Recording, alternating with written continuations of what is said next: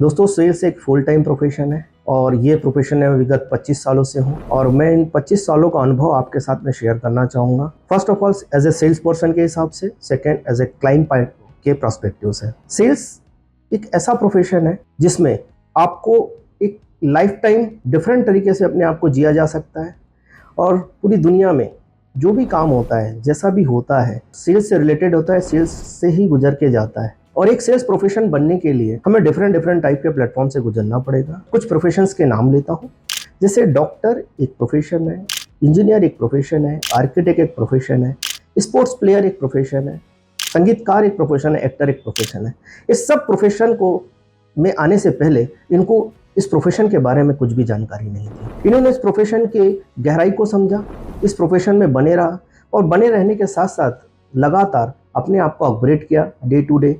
Market में होने वाले जो भी अपने खेल के, अपने एजुकेशन से रिलेटेड सारी चीज़ों को, अगर आपको डॉक्टर के प्रोफेशन में जाना है तो उसका एजुकेशन लेना पड़ेगा, इंजीनियर का एजुकेशन लेना पड़ेगा। ठीक उसी प्रकार जिस भी इंडस्ट्री में आप अपने करियर को बनाना चाहते हैं, उसमें आपको डेप्थ में, गहराई से किसी एक गाइडेंस के, किसी एक मेंटर, किसी एक ऑर्गेनाइजेशन, किसी एक अकादमी के अंदर में आपको उसका पूरा का पूरा डेप्थ नॉलेज लेना पड़ेगा। टीचर टीचिंग करने से पहले वो भी जानता है कि स्टूडेंट को क्या बताना है। ठीक उसी प्रकार आप किसी अकादमी के अंदर में अपने प्रोफेशन को लेके आते हैं तो बहुत अच्छा होगा। अब मैं बात करता हूँ डिफरेंट प्रोफेशंस की। मैं इस समय आपसे सेल्स की बात करूंगा तो सेल्स के बारे में आपको मैं बता दूं। टाइप ऑफ सेल्स होते हैं, रियल एस्टेट सेल्स हो गया, स्पेस सेलिंग सेल्स हो गया, ऑटोमोबाइल हो गया, एफएमसीजी हो गया, फार्मा सेल्स हो गया। हर एक ये सब सेगमेंट्स हैं, सेल्स का एक पार्ट है, सबके अपने अपने एक रूट्स हैं, अलग अलग तरीके की रूट्स हैं। ठीक जैसे डॉक्टर में कोई चाइल्ड स्पेशलिस्ट हो सकता है, कोई ऑर्थोपेडिक हो सकता है, कोई गैस्ट्रो का डॉक्टर हो सकता है। आर्किटेक्ट, अगर आर्किटेक्ट इंजीनियर की बात करें तो सिविल इंजीनियर होता है, मैकेनिकल इंजीनियर होता है, इलेक्ट्रॉनिक इंजीनियर होता है, कंप्यूटर इंजीनियर होता है। तो सेल्स में भी डिफरेंट वर्टिकल्स होते हैं। हम इस वर्टिकल से हट के अभी जो वर्ल्ड की सबसे बड़ी इंडस्ट्री है, वर्ल्ड की सबसे जो रिचेस्ट इंडस्ट्री है, जिसमें लोग काफ़ी वेल एजुकेटेड लोग इस इंडस्ट्री में इंटर कर रहे हैं और अपना बड़ा करियर देख रहे हैं और बना रहे हैं, डे बाय डे ग्रोथ कर रहे हैं। तो मैं उस इंडस्ट्री में आपको एंटर कराने के लिए या उस इंडस्ट्री के बारे में डिटेल करने के लिए, और मैं एक चीज़ बता दूं आपको, आप जिस भी प्रोफेशन में हैं आपको उस प्रोफेशन का रिस्पेक्ट करना पड़ेगा, उसका ऑनर करना पड़ेगा, उस पर समर्पित होना पड़ेगा। अदरवाइज आप उस प्रोफेशन में बहुत लंबे समय तक टिक नहीं पाएंगे, आपकी जर्नी बहुत लंबी नहीं होगी। मैं बात करना चाहता हूँ रियल एस्टेट इंडस्ट्री की, जो कि एक रिचेस्ट और वर्ल्ड की सबसे बड़ी इंडस्ट्री है। मैंने थोड़ी देर पहले कहा कि काफ़ी लोग इस इंडस्ट्री में आ रहे हैं और अपना आईटी से आ रहे हैं, डिफरेंट इंजीनियर्स आ रहे हैं, सीएज आ रहे हैं। उसका रीज़न क्या है? अब ये इंडस्ट्री अपकमिंग इंडस्ट्री है, वर्ल्ड में इसका बहुत बड़ा काम होने वाला है। आप सोचते होंगे कि रियल एस्टेट इंडस्ट्री में ऐसा क्या है। कुछ लोग रियल एस्टेट इंडस्ट्री में आ तो जाते हैं, आने से पहले उनको ये पता नहीं होता कि इसकी गहराई, इसका नॉलेज, उसका एक्सपीरियंस लिए बिना अब मार्केट में जाएंगे तो शायद बहुत लंबे समय तक अपनी पोजीशन को नहीं ला पाएंगे। तो रियल एस्टेट में आना ही चाहते हैं आप तो आने। और कुछ लोग ऐसे हैं जो इस इंडस्ट्री में आने से पहले उनको ये लगता है कोई कुछ कर नहीं रहा है, किसी प्रकार का कोई बिजनेस नहीं चला पा रहा है, किसी प्रकार का प्रॉपर एजुकेशन नहीं लिया। आप कहीं से भी आते हैं, आपकी क्या लैंग्वेज है, किस भाषा से बिलोंग करते हैं, आप किस शहर से आते हैं, किस गांव से आते हैं, छोटे से आते हैं, ये सब चीज़ें ये इंडस्ट्री नहीं मानती है। आप अपने आप को नए तरीके से लेके आइए। आपको यहाँ पे आने के बाद इंडस्ट्री के जो डिसिप्लिन है, इसका बिजनेस मॉडल है, इसकी जो रूपरेखा है, वो समझना बहुत ज़रूरी है। रियल एस्टेट में आने से पहले आपको थ्रू आउट एजुकेशन लेना पड़ेगा। एक ऐसा एजुकेशन प्लेटफॉर्म पे जाना पड़ेगा जहाँ पे आपको डे टू डे अपग्रेड करना पड़ेगा। मार्केट में सेल्स पर्सन का वैल्यू क्या होता है मैं आपको बता दूं। First of all, sales person अपने आप को फर्स्ट टाइम सेल करता है क्लाइंट के सामने में। कस्टमर पहले परचेस करता है सेल्स पर्सन को, सेकेंड परचेस करता है कंपनी को, थर्ड चीज़ें परचेस करता है वो प्रोडक्ट को। हम सब क्या करते हैं, हम प्रोडक्ट को पहले सामने रखते हैं, फिर कंपनी को रखते हैं, अपने आप को पीछे। क्यों? क्योंकि हमारा जो नॉलेज है वो बहुत कमज़ोर होने की वजह से हम सीधा प्रोडक्ट पे आ जाते हैं। तो आप जब भी किसी क्लाइंट के पास जाएं तो वेल ड्रेसअप होके जाएं, नॉलेज के साथ जाएं, एक्सपीरियंस के साथ। दूसरी और सबसे महत्वपूर्ण बात ये आती है कि जिस इंडस्ट्री में, अगर रियल एस्टेट इंडस्ट्री में आ रहे हैं तो आपको रुकना पड़ेगा, आपको पेशेंस रखना पड़ेगा। ये इंडस्ट्री टाइम मांगती है दोस्तों, और जिसने इस इंडस्ट्री को टाइम दिया वो इंडस्ट्री ने इतना रिटर्न किया, आज वो बोलना चाहिए अपनी पूरी वेल्थ को इतना अच्छा बना लिया है कि आप कल्पना भी नहीं कर सकते। और मैंने अपने अनुभव से इतने 10, 12, 15 सालों के रियल एस्टेट के अनुभव से एक ही चीज़ जाना है, जब भी कोई रियल एस्टेट में आता है as a freelancer, as a consultant, as a adviser, वो शॉर्ट टर्म के लिए आता है, वो कुछ लाइबिलिटीज़ लेके आता है, किसी प्रकार का लोन होता है, किसी प्रकार की फैमिली लाइबिलिटीज़ होती है, और वो सोचता है कि मैं यहाँ पे आऊँ और कम समय पे अच्छा पैसा बनाऊँ और इस लाइबिलिटी से बाहर हो जाऊँ। ये पॉसिबल नहीं है। ये आपकी लोन रीपेमेंट करने की इंडस्ट्री नहीं है। आप यहाँ आए, आप इसका बेसिक समझें, इसकी गहराई को समझें और कार्य करें। सेल्स में क्या होता है, मैं आपको 3-4 पैरामीटर्स में आपको विस्तृत तरीके से बता दूं। सेल्स जब हम करने जाते हैं तो पहला हमारा प्राथमिकता ये होनी चाहिए कि जो हम सेल्स कर रहे हैं, हमारा प्रोडक्ट के ऊपर नॉलेज कितना है और प्रोडक्ट की गहराई को कितने अच्छे से समझते हैं, प्रोडक्ट में कन्विंशन कितना अच्छा है। कन्विक्शन अगर आपका बहुत अच्छा होगा तो शायद आप क्लाइंट के साथ में आप रिलेट कर पाएंगे, अटैच कर पाएंगे। दूसरा, अगर प्रोडक्ट नॉलेज अगर आपका वीक है तो डेफिनेटली आप सही तरीके से मार्केट में अपने आप को रिटेन नहीं कर पाएंगे। सेकेंड बात करता हूं मैं इसमें, कुछ लोग सोचते हैं कि सेल्स एक लॉजिक का बिजनेस है, इसमें लॉजिक कहीं काम नहीं करता। लॉजिक जैसी इंडस्ट्री नहीं है इसमें, ये इमोशन की इंडस्ट्री है। आपको क्लाइंट के इमोशंस पे अटैक करना पड़ेगा। अगर आपने क्लाइंट के इमोशन पे अटैक कर लिया तो डेफिनेटली आप सर्वाइव कर जाएंगे। हम लॉजिक से बात करते हैं और सेल्स कभी लॉजिक से नहीं चलता। तीसरी महत्वपूर्ण बात ये भी है कि हम कस्टमर के बिना नीड एनालिसिस किए प्रोडक्ट प्रोवाइड करते हैं। उसे क्या चाहिए वो हम समझ ही नहीं पाते। हमारे पास क्या है हम उसको फर्स्ट ऑफ ऑल सेल करना चाहते हैं। नहीं दोस्तों, आपको कस्टमर के नीड एनालिसिस करना पड़ेगा, समझना पड़ेगा कि उसके रिक्वायरमेंट क्या है, क्यों लेना चाहता है। चौथी और एक महत्वपूर्ण बात आपसे कह दूँ, हम कभी क्लाइंट के साथ उसके फ़ायदे की बात ना करें कि आप ये चीज़ें रियल एस्टेट ले लें तो ये बेनिफिट होंगे, ये फ़ायदे होंगे। हम ये बताएं कि अगर आप ये नहीं लेते हैं तो आपका क्या क्या नुकसान होगा, फ्यूचर में आप क्या क्या लॉस करेंगे। ये सारी चीज़ें हमको क्लाइंट के साथ में डिस्कस करनी चाहिए। और रियल एस्टेट में अगर आपको लंबा जर्नी करना है तो आपको basic knowledge, through-out knowledge, depth knowledge के साथ में आना पड़ेगा। ये इंडस्ट्री आपको इतना माला माल बना देगी, इतनी रिच बना देगी, इतना गुडविल क्रिएट करेगी, इतनी वैल्यूज़ बनाने वाली है, आपको पता नहीं। सबसे इम्पॉर्टेंट और महत्वपूर्ण बात यहाँ पे उठ के आती है, जब भी हम किसी प्रोडक्ट के साथ में क्लाइंट के पास जाते हैं तो हमें ये समझना चाहिए कि क्लाइंट की जो भी बेसिक नीड है, बेसिक रिक्वायरमेंट है, उसकी तैयारी हम पहले से कर लें। मार्केट में डिफरेंट टाइप से लोग आ रहे हैं। रियल एस्टेट में आपको अपने आप को रिटेन करना है, अगर रुकना है तो एजुकेशन सिस्टम से होकर गुजरना पड़ेगा। जैसे बोलते हैं ना, क्रिकेट की पिच में आप खड़े रहोगे, आज नहीं तो कल रन मिले। पिच में रहना जरूरी है, ग्राउंड में रहना जरूरी है। आप छोटे समय के लिए मत आइए, एक कम समय लेकर के इंडस्ट्री को समय मत दीजिए।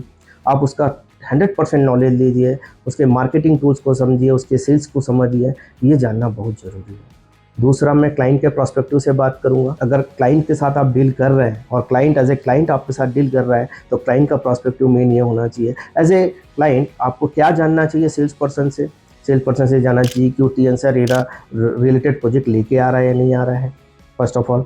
दूसरा, जो प्रोडक्ट को ला रहा है उसकी मार्केट क्रेडिबिलिटी कैसी है, बिल्डर डेवलपर का पास्ट ट्रैक रिकॉर्ड कैसा है, वो लास्ट अपने कमिटमेंट में कहाँ कहाँ सारी चीज़ों को प्रॉपर डिलीवर किया है, लीगल डॉक्यूमेंट कितने स्ट्रॉन्ग है।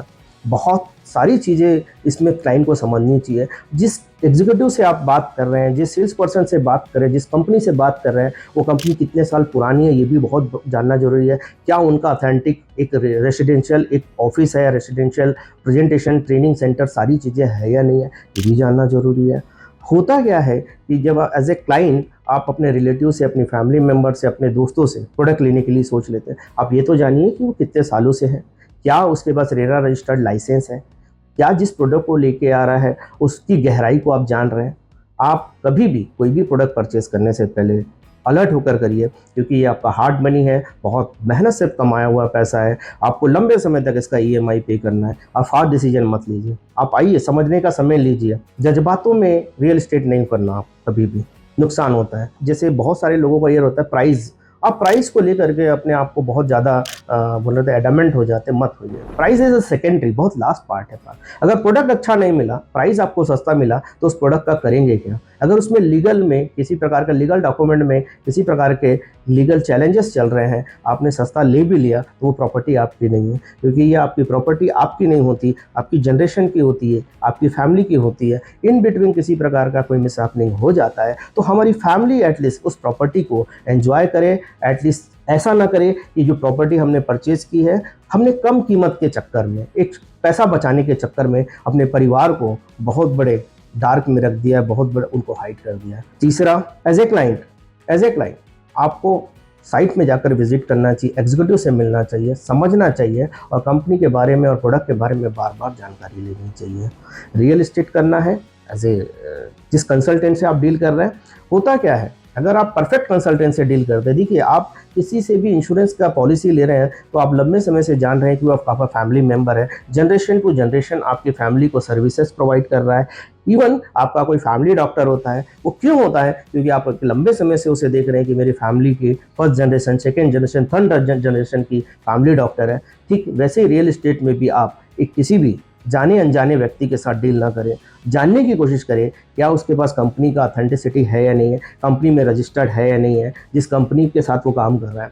और ये कंपनी जो बताना चाह रहा हूँ कि उसका एजुकेशन से आपको समझ आएगा वो किस कंपनी से बिलोंग करता है, किस प्रोडक्ट से बिलोंग करता है। एक रियल बजट कंपनी, हमारी जो रियल बजट कंपनी है वो एक बहुत बड़ी अकेडमी है, वो अच्छा टीच करती है। जैसे बोलते हैं ना, एजुकेशन में अगर देखा जाए तो आईआईटी का बच्चा, आईआईएम का बच्चा और आईएएस का बच्चा एक बहुत ट्रेनिंग करके, बहुत मंच के, बहुत संघर्ष करके एक अच्छा डॉक्टर बनता है, एक अच्छा इंजीनियर बनता है, एक अच्छा आईएएस बनता है। वैसे ही एक अकादमी है रियल बजट जो नेशनल लेवल पे ट्रेनिंग प्रोवाइड करती है।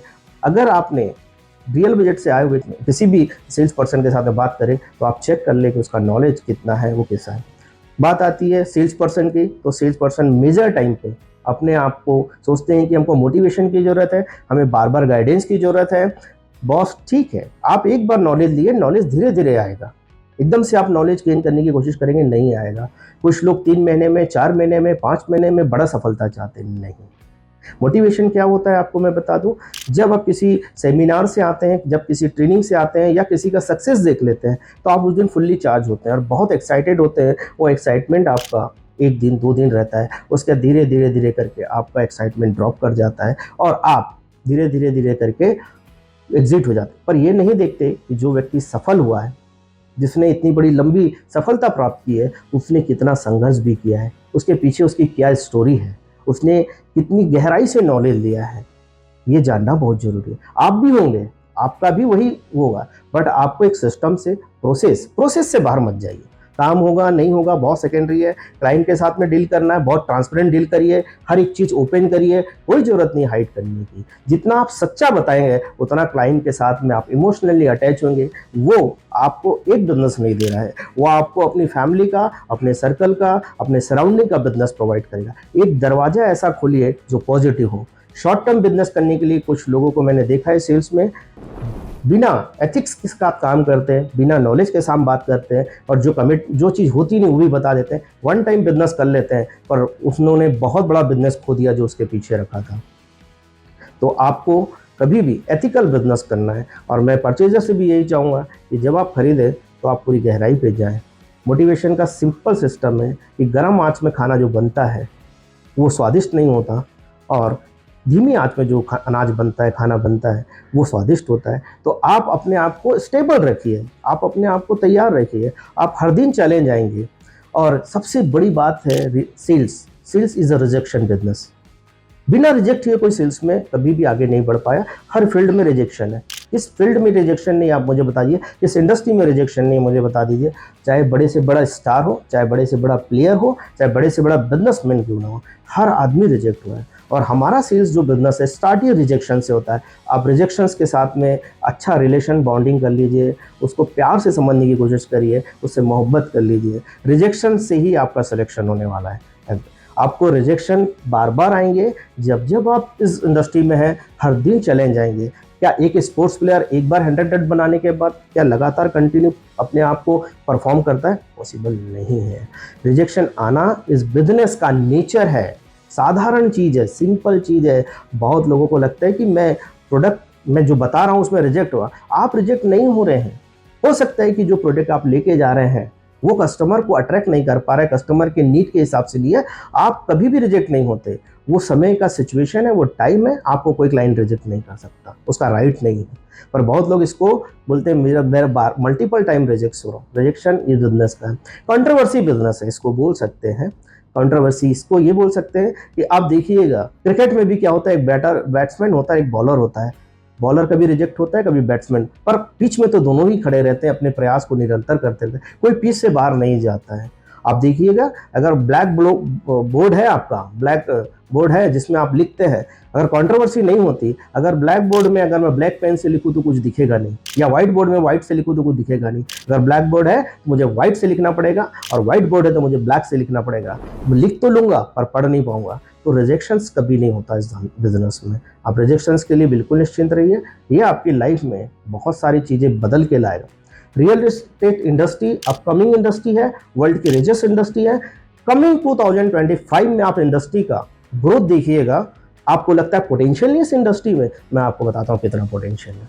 आपने कभी जानने की कोशिश, आपको लगता है कि इतने सारे कंसल्टेंट, इतने सारे फ्रीलांसर, हर दिन कॉल जा रहा है, हर दिन टेलीकॉलर से कॉल जा रहा है। आप सोच लीजिए कि आप इतनी बड़ी इंडस्ट्री में, इस देश की सबसे बड़ी, जो लोगों को लगता है कि इस देश का सबसे बड़ा जो एक छोटा सा हम ड्रॉबैक मानते हैं या वो मानते हैं, हमारी पॉपुलेशन, जो हमारी इंडिया की पॉपुलेशन है, भारत की पॉपुलेशन है, हम समझते बहुत ज़्यादा है, पर यही इस बिजनेस का प्लस पॉइंट है। वो कैसे, मैं आपको बताता हूँ।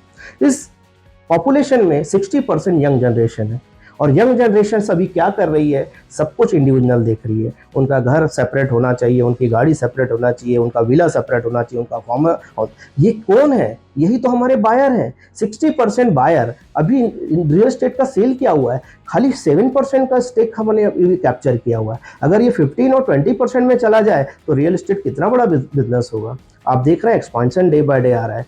तो ये सबसे प्लस पॉइंट है कि आपकी कंट्री का कभी भी रियल एस्टेट में रिसेशन, सैचुरेशन वर्ड आ ही नहीं सकता, क्योंकि आप देख रहे हैं एक पीस ऑफ लैंड, बहुत बड़ी लैंड होती है, उसके ऊपर एक कॉलोनी बनती है, पहले किसी एक के नाम पे होती है, फिर वो 100 लोगों के नाम पे चढ़ती है। इट मींस बिजनेस बढ़ रहा है। ये देखने का नजरिया है, हम देख नहीं पा रहे हैं उसको। लोगों को लगता है कि भाई इतना बिल्डिंग बन रहा है, इतना कंस्ट्रक्शन बन रहा है, लेगा कौन, मैं इस इंडस्ट्री में रुकूं क्यों, मैं कुछ और सोचता हूँ। अभी इंडस्ट्री स्टार्ट नहीं हुई है, ये अभी रनवे में है। जब टेक ऑफ करेगी ना, आपको पता ही नहीं चलेगा कि आपने 7 जनरेशन का फंड जनरेट कर लिया है।